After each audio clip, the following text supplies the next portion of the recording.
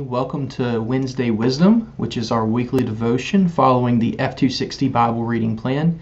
This week we are in Joshua chapter 6 for week 13 of our study. I do apologize by doing this in a different format. Had a few technical difficulties, but I pray that this will still be a blessing to you today. Well, Joshua chapter 6 is probably one of the most famous passages in all of Joshua, right? I mean, we all know the song, the spiritual, Joshua fought the battle of Jericho and the walls came tumbling down.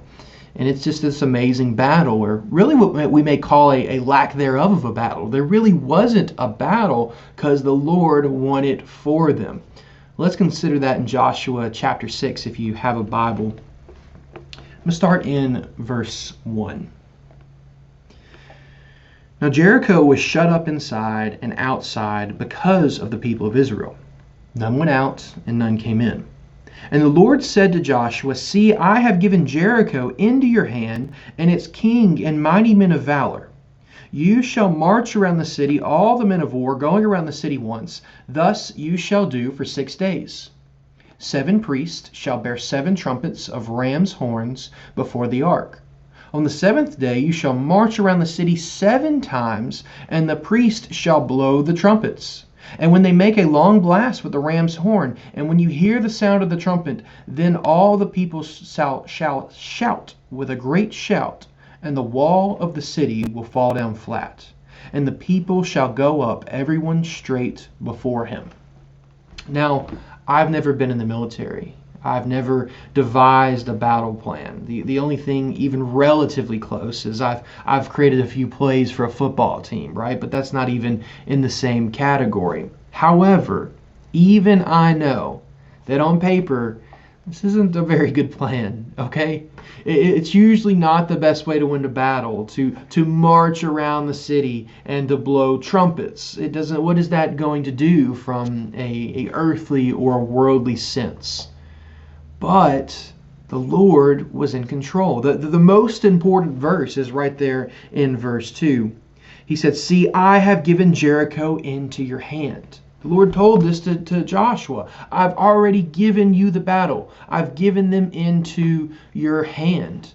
That's the most important thing for us to see here, is that the Lord, yes, it was a crazy thing. It took an act of faith to do what he told them to do. But ultimately, it was going to work 100% because he had already given them into the hand. Right? He's sovereign over all things. So the Lord is able to bring out the outcome, even when it seems crazy to us. Now, we don't fight battles. Not quite like that. Most of us don't. So how does this apply? Well, Christians, we're not fighting individuals. We're not even really fighting erroneous belief or religious systems. If we think about it, the evils of the world and the flesh, the pressures of evil outside and within us, behind all of this is actually the enemy. So there is a spiritual war that we all are in. We are in a war. You're in a war. I'm in a war. But we can't always see it. Ephesians chapter 6 says this pretty clearly, verses 12 and 13, "For we do not wrestle against flesh and blood, but against the rulers, against the authorities, against the cosmic powers over this present darkness, against the spiritual forces of evil in the heavenly places. Therefore take up the whole armor of God, that you may be able to withstand in the evil day, and having done all, to stand firm."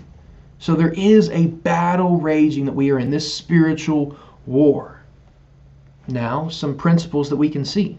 We don't fight this heavenly war, so to speak, with worldly things. We can actually look to some of the principles that we see in Jericho.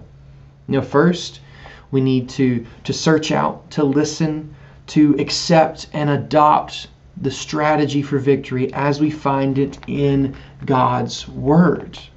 Right? He's in control of all things. He's given us His Word. That's where we need to look. Even if we don't completely understand it, or how it's going to work out, we need to trust it because it's God's Word, and He's the one who wins the victory.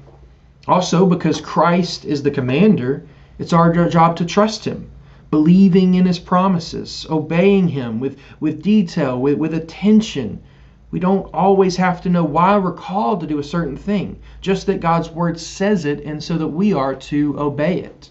When we fight the sin in our lives, when we struggle with the sin even outside of our lives, it's Christ who does this. It's Christ who works in and through us. And so we don't have to go to other places. We need to look and trust him. It's an act of faith at times. I don't know how the sin that I see, how I'm going to defeat it, but the Lord has called me to it, and he's going to provide. So I trust in Jesus. We also have to remember that the battle belongs to the Lord. Doesn't matter what the plan looks like. We know that the battle belongs to the Lord. All things work together for good for those who are called according to his purpose.